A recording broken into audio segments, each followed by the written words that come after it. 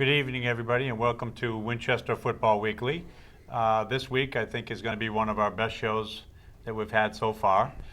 This week, as you can tell, is going to be focusing on Winchester cheerleading, the Popwana, the Sachem's Youth Football cheerleading, and the high school cheerleaders. I'm really looking forward to it. It's going to be a lot of fun. Three of our guests up here already are the Popwana cheerleaders. But again, as we do every week, we want to start by going over the high school and youth football scores. Winchester High School had their first win this year. They beat Stoneham 28-14, scoring all 28 points in the second half after being down 7-0 at halftime. The Sachem's offensive second half burst was led by junior Joe Nategi, who is a running back and wide receiver who had 3 touchdowns. He ran for 131 yards for a total of 196 yards for the game.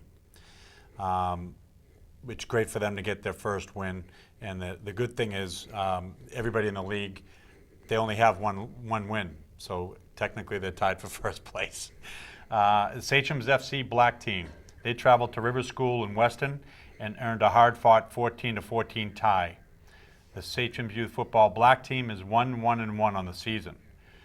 The Sachem's Youth Football Red defeated Watertown 30-6, improving their record to 3-0 this season. The Red squad was led by Milan Murray on offense. Murray had 2 TDs and had a great team defensive effort to hold Watertown to 6 points. The freshman JV game was actually played about 2 hours ago. The freshmen won. They beat Stoneham as well, 14-8. Mike Garassi threw 2 touchdowns, one to Quinn Johnson, who's a sophomore, and one to Davis Clark, who's a freshman. They had an unbelievable defensive stand to win the game. Actually, they had to stop them. So that was a great thing for them to have that experience. Now, the Popwana, the E team, and they just keep rolling. That team, its record is 4-0 with a win over Arlington. Tristan Henning and Jacob Flores each scored. Patrick Dooley played great defense and ran the ball well, and Henry Kraft had 2 touchdowns in the win. The D Red team, Charlie Nowell had 2 touchdown catches. Colin Bergstrom ran for 125 yards and had a touchdown run and a pass, and Michael Bongiorno and Ryan McCarthy both had long touchdown runs as the D team won for the 3rd week in a row for a 32-6 win over Arlington. The C Red team, Sam Curtin, Christopher Farelli, and J.J. Tolentino starred for the C Red team, which was led by quarterback Matt Scalaro, who celebrated his birthday with a 19-13 win over Arlington. The C Black team lost a tough physical game to an undefeated Malden team. By the way, Malden is truly one of the best youth programs in the state. But so that's a tough team to play anytime. Liam Fitzpatrick, Chase Kravakis were the standouts this week for the C Black team, which looks to bounce back next week and return to its winning ways. The D Black won a tough contest against Wayland Weston with standout play on the defensive side of the ball from Joe Lawler and a game-winning touchdown from Wyatt Wilson for a 6-0 victory. We have a picture that we do want to show. Pat, I just want to say one thing about that Stone game. Believe it or not, with that win, Winchester still has a chance to make the playoffs because of the large and small league that they have now. I think it's important that people go out and see the games. I just want to recognize 2 super fans, Andy Conley and Moose Bellino. Linda, if you can get a nice shot of these 2 young gentlemen. They've probably been going to high school games for well over 40 years, and that's what represents Winchester and the Sachem spirit that we need. And these 2 guys have been going to games for a long time, and I just wanted to give them their due. It's great to see that the fans are coming out to the games. They went to our games. Yeah. Exactly. So they've been going for a long time. Yeah. So I'm going to step off the stage and let the cheerleading coach come in. Wonderful. Hey, Coach, how are you? Hi, how are you? Thanks for coming. Thank you for having us. I appreciate it. Well, as you guys can see, this week we have very special guests, and I'm pretty excited about this show because it is about cheering in Winchester and the support that goes along from the entire community to football in general. and they do a great job. So, you know, the first thing is your program is Relatively it's 2 years old, 2 years old. and just tell us a little bit of background, like how many kids, what grades? Well, it starts from ages 5 to 11. And so we take girls that are in first grade to fifth grade. And it started last year. We had about 32 girls. And this year, you know, we had a tremendous increase, and we have about 49 girls. And so we have 4 squads at 3 different levels. There's the D level, which is Tia, and the E level, which is Zoe. And then Olivia is our F level, our youngest squad. So what we're going to do is we definitely want to get to the girls here. Tia Fiorentino, this is her first year, but she also plays soccer, basketball, softball, and sings in the choir. Yeah. She's a bass on all the stunts and pyramids, and her brother plays on the C team, who's also a kicker. She's the front base. She's the front base. Yeah, she'll definitely point that out, meaning that her stunt group is the lead stunt group. So it's the largest stunt group, and it's built with 5 other girls. So she's the first base in the front. So Wow, that's great. Yeah. Now, in the middle, we have Zoe Vallis. This is also her first year, but she plays piano. And what I love about this, that she has 3 older brothers that are playing football. And I want to make a quick note to her brothers who are probably watching right now, that you three are sitting home on the couch while your sister is up here on the football show in Winchester. So you three better step it up, because your sister's really kicking your butt. And she's the youngest. and she's the youngest. So, and then also down we have Olivia Cutting. This is also her first year. She plays soccer and golfs and does ballet, and is a base on all stunts and pyramids. And she's at first grade at Lynch. And I'm sorry, the other 2, Zoe and Tia, they go to Ambrose, and Olivia goes to Lynch. So I'm going to start off by asking Tia a question, because I'm very curious about, one, your sneakers and those pink laces. So why don't you tell me about those shoes? Well, the laces are for breast cancer awareness. With our shoes this year, we supported breast cancer, so That's wonderful. All 49 girls are wearing the shoelaces, you know, to bring awareness and to focus on like the fight against breast cancer. And it has trickled a little bit with football players also on the C team wearing some wrist gear we noticed yesterday. So it was really exciting for the girls. Well, you know, I think that that's a great cause. Anytime you guys can show any type of spirit is a wonderful thing.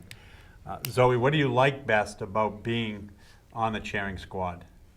well, it's really fun, like being with my friends, and Yeah? well, we work hard every day, and we try to make it good. These girls start practice in the beginning of August, and they practice Monday through Thursday for 2 hours each night. And then when school starts, they go to a 1-day-a-week practice or an optional 2nd-day-a-week practice. So they're really working hard. Do you cheer for any of your friends in class? I think. You think? You're not sure? Yeah, I don't really think. I think so. Is it hard? You know, because I had a good friend, Brian Carroll. He used to cheer. Okay? But is it hard to do your job? I mean, you know, do you like it? I mean, yeah, I know you have to be good athletes to do Yeah. it, because it's a lot of work. I like it. What's You your like it? favorite cheer? The Tiny Mites cheer. Dynamite. The dynamite cheer? No, Tiny Mites. Dynamite? Their exhibit cheer. The girls this year, this is our 2nd year, and Eastern Mass Pop Warner encourages us to participate in an exhibit. And so the D team will be going on October 15th, and the F team will be going on October 29th, and they'll be stunting. And they've worked really hard. And so the Tiny Mite cheer that she's referring to is their exhibit cheer that they also That's do at great. halftime. One last thing I do want to say. Last weekend, Winchester Pop Warner participated in the Boston College Spirit Day. They had a meet and greet with the Pop Warner girls, the Boston College cheerleaders did. They ran through BC chairs and marched in the Eagle Parade before the lining the walkway for the high five BC Eagle football players and the coaches as they took the field. The girls were even shown on the Jumbotron during the game, showed off their chairs and they had learned before the game by the BC varsity cheering squad. So I think that's a great experience that you guys are getting that opportunity to do. Well, Girls, we want to thank you for coming tonight. thank you guys very much. We appreciate it. You guys did a great job. Good job, girls. All right. Well, we appreciate their time to come out and just come on our show. And I know it's not the easiest thing for young girls to do, but they did a great job. Now we're moving on to the middle school. And one note that I would like to make, that the high school cheerleaders were not able to make it tonight because of a commitment that they have to get ready for. So the high school will be on at a later show. They're practicing for the November 2nd Middlesex cheering competition. But now we have the Sachem's Youth Football and Cheering Squad. We have Mary Manganaro, Elizabeth Scipoletti, and Bridget Murphy. Okay? Yeah, look at us, we're all red and black, we really dressed for the occasion. Huh, And girls? it's wonderful. Now, this group, a very big group actually, is led up by Ann Duran and Melinda Stone. And I know Ann was actually a high school cheerleader at Winchester. And what's great about this is they're working with the middle school, but both of their daughters are now cheering at Winchester High School. So I think that's great. So I'm going to start off, Ann, with you. How long ago did the middle school cheerleading start? This is their 6th year. Okay. And how many girls do you have in the program? Right now, 52. 52 girls, huh? That's a lot. Now, you guys, Melinda, you guys have an interesting dilemma a little bit because you have almost 2 games a week. So Yeah. it's a lot of juggling of the girls to try to get them to come back and forth and to get to both games. How do you work that out? Well, actually, we solved that problem this year. We don't travel to away games anymore. We just cheer for home games. And the new thing that we implemented to kind of structure the program to prep the girls for high school is we've teamed up with an all-star cheering gym called JAG. So in lieu of going to away games, the girls get to go to JAG and they get to work on cheerleading specific skills that are in a safer environment than the sidelines. So Now, do all of them do JAG?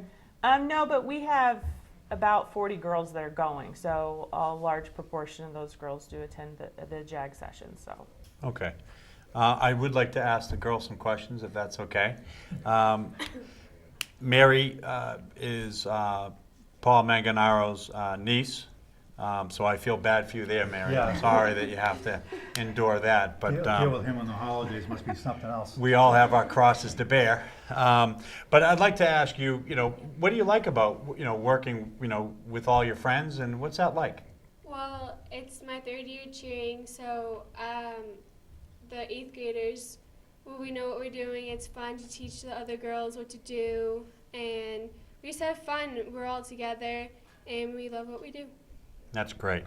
Now, Elizabeth, I'm curious how do you get, you guys already know the chairs. Now you come back in and now you have a new group of kids that have to learn the new chairs. How do you get that up and running so quickly?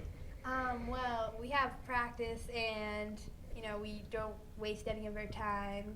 We go over the cheers as best as we can and we just kind of take them slow. And if they have any questions, we, help them one-on-one and we try to get as many cheers as we can. All right, Bridget, I'm going to ask you, one question I have is, have you guys done any community service type work that you know of? Do you guys participate in anything that, like I know the football program does, but do you guys do that as well? We help a little bit. Like this weekend, I helped at the pumpkin patch to help unload the pumpkins, and we had a few girls do that there, but not the whole team. So. Did Coach Mango try to take any pumpkins? No. Well, I think it is great. I've seen my son played for that program for a couple of years, and it was great to see all of these kids come out. Now, I understand, Mary, that you guys come back and help out. Is that true? You guys come and try to help with the Pop Warner? Yeah, some girls from our team some that are captains or have cheered for a while, go help the girls and help them learn new cheers and how to stunt, and we just supervise. Okay. Getting back to as far as the coaches go, and I'm curious, how many girls over the 6 years have gone on to be high school cheerleaders? Every year it's varies, but we have 18 eighth graders this year, and it sounds like they're all going out for cheering. Wow. So it's been quite a few each year. And I want to say that the high school girls always come back, and they're the ones who actually work with the team, and they're the trainers. They're the ones teaching them the cheers, and these girls here, the captains, take it from there, and then they teach the team. Wow. Which I do think is great, because it's really, the reason why we're doing this show is try to get this to be like a community. And you guys are really kind of leading the way, because you have the high school kids coming down to teach the middle school, and so you're paying it backwards, which is an important piece. And what I've seen over the years is that I do think that kids relate to kids, so they learn and they pay more attention sometimes than they do to adults. Yeah. So I think it's great that this is happening, and I think that as long as we can keep all the kids active and doing their thing, I think it's a great experience for all of you guys as well. So you have a daughter cheering at the high school? Yeah, my daughter's one of the captains on the squad, and she started out, she was one of the original cheerleaders on the squad the first year it started. So she was able to do 2 years of SYFC, and now she's done her 4th year at the high school, and she cheered before SYFC started. And if it weren't for the high school girls, I don't know how we would have managed to keep the program going, just because the nature of cheerleading is so different from when Ann was a cheerleader. I was never a cheerleader, so I certainly couldn't teach the girls what they need to know. So we really rely on them, and we encourage the middle school girls to go to the high school competitions, and they've actually been invited to cheer with the high school girls a couple of times. So I really love that part of it, to keep the kids together like that. Well, I'd like to give you guys a lot of credit, because I do know for a couple of years it was down, the numbers were down, and I know it's because of your program that it really has bounced it back up. So, really a great thanks to making sure that that has a great future coming up. So, thank you guys very much for your time. I appreciate it. Appreciate it. Keep up the good work. Thank you. All right. All right. Well, basically what we're going to do now is we have a Where Are They Now segment. And this is going to be my favorite part of the show, because it's 2 girls that I went to high school and Jay went to high school with. Come on up. Come on up, girls. Andrea, I almost said it, Andrea Phelan, but was Andrea Sheffley in high school, and Jean Koss, who was Jean Center in high school. I actually graduated with them in high school, and it's great to have them on, because the history of cheerleading has changed over the years. First of all, thank you guys very much for coming on, and I have to say I appreciate the emails going back and forth. We had a lot of fun this week, just kind of getting this show ready, so I appreciate it. Andrea, you two, it's special for me because Andrea, you were the last McCall cheerleader, and Jean, you were the last Lynch cheerleader when there were 2 middle schools in town. And tell us about your experiences moving all the way up through and what you did, because. Sure. Cheerleading has actually evolved a lot over this rather short period of time. I can show you what skirts we had at McCall way back when, and this was the final year that McCall was a junior high school. We used to have 2 junior highs in town. One was McCall and one was Lynch, and it was a rivalry, so it was fun to then go to the high school together. This is the last jacket I think that was issued, and I've held on to it for a lot of years. It was fun to then go on to the high school and become one group together. Talk about that, Jean, about the high school. The experience has changed a little bit, because you guys were pretty active in the stuff that we did as a team. I don't mean to minimize what's going on now, but we had, the high school football team had a lot of involvement, and I mean that in the all professional way, with all the cheerleaders. They did a lot for us. So talk about the toilet papering, the breakfast, the burning of the dummies. It was an all-encompassing weekend. Right. Every weekend in the fall, my parents never saw me. We would start Friday after school with practice. We'd make our posters. We'd practice, make our posters. Then we'd go home.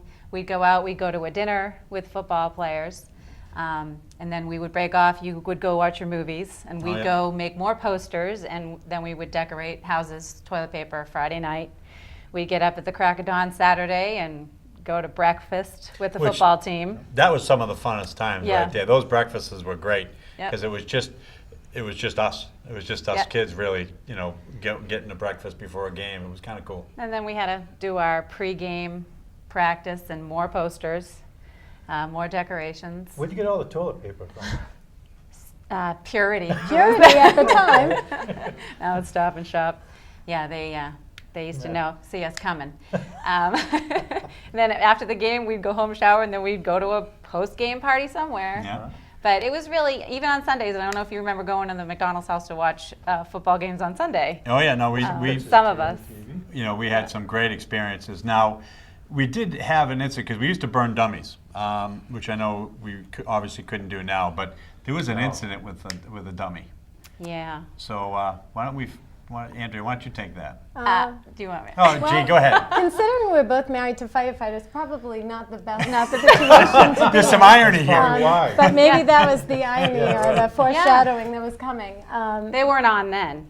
Traditionally, we used to burn a dummy of the other team. We would create it and make it and hang it from the goalpost, and we were usually pretty good about. Yeah, and junior year they participated a lot. Senior year we had a harder time rounding you guys up for dummy burning, and so we switched our venue, and you didn't show up, but we did it without you, and that was a problem. And before cell phones, it was a very windy night, and we lit the dummy on fire and caught a few leaves and a couple of other things, and we got in our cars very fast and got the fire department down there to put the fire out. But it was a never to be forgotten story. We just want to make a statement, please, the future cheerleaders. We do not want that happening No, ever again no, anymore. no. And Especially also the synthetic field. The whole field will go up. No, I think the statute of limitations, Yes. we're good. Yeah, We're good. I think it was, but cheerleading actually has evolved quite a bit. It was more in the form of being more community-based earlier, and it was more about rallying everybody together.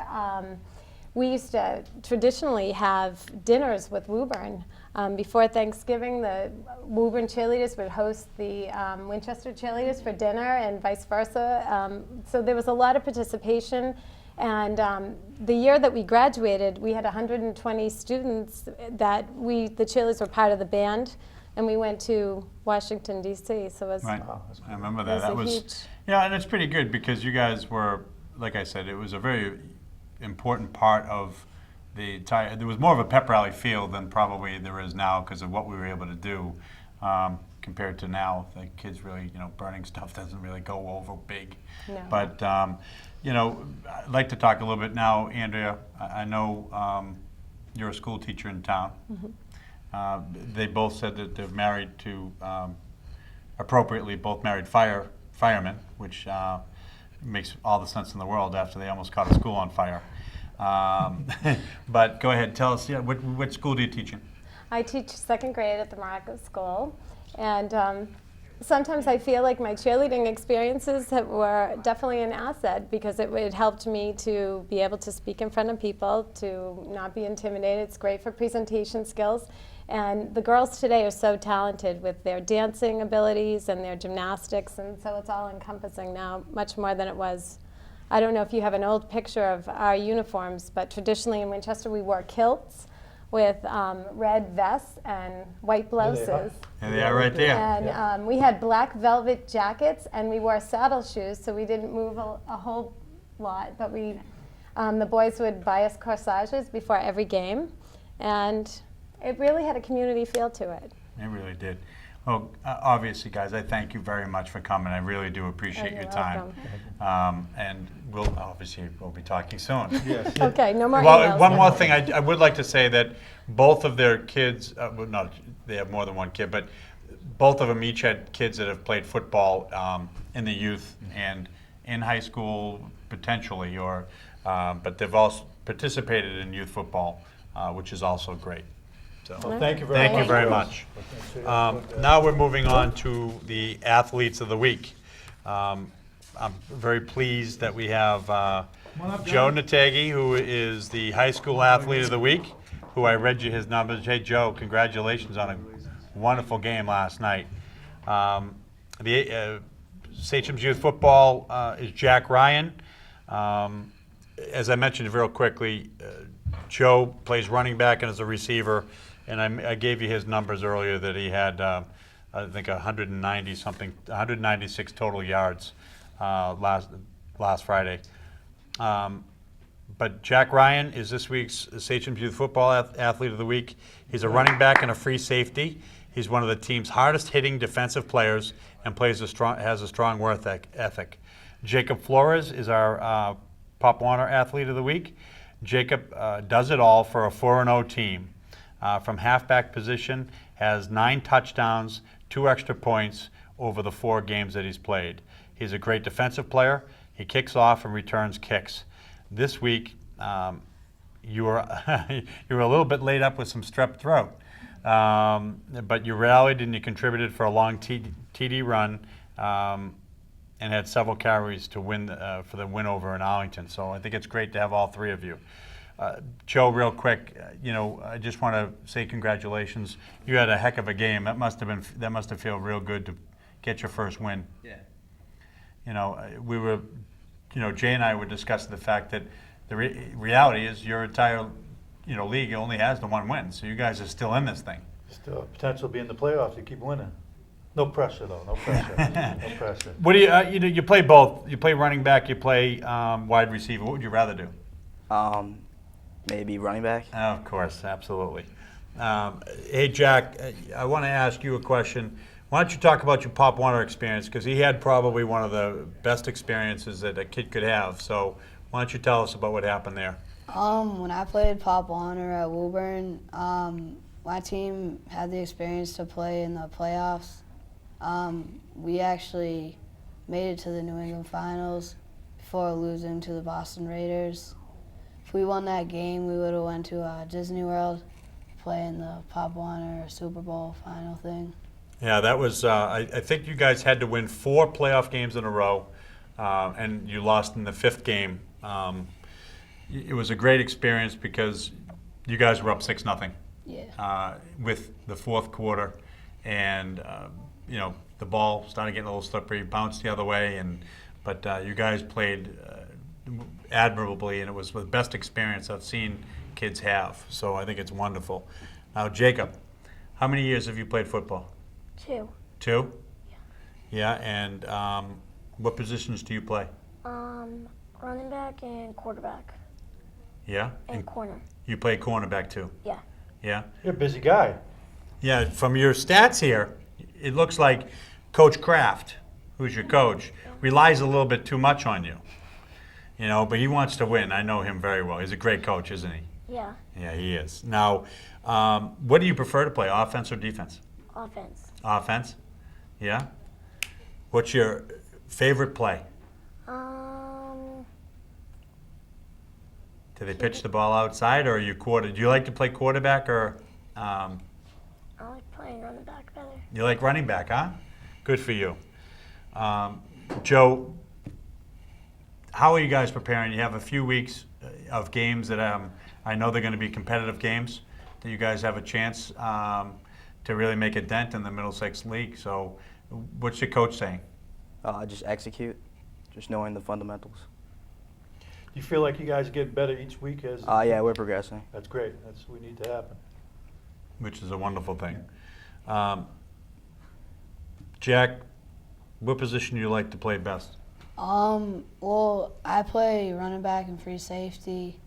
Kind of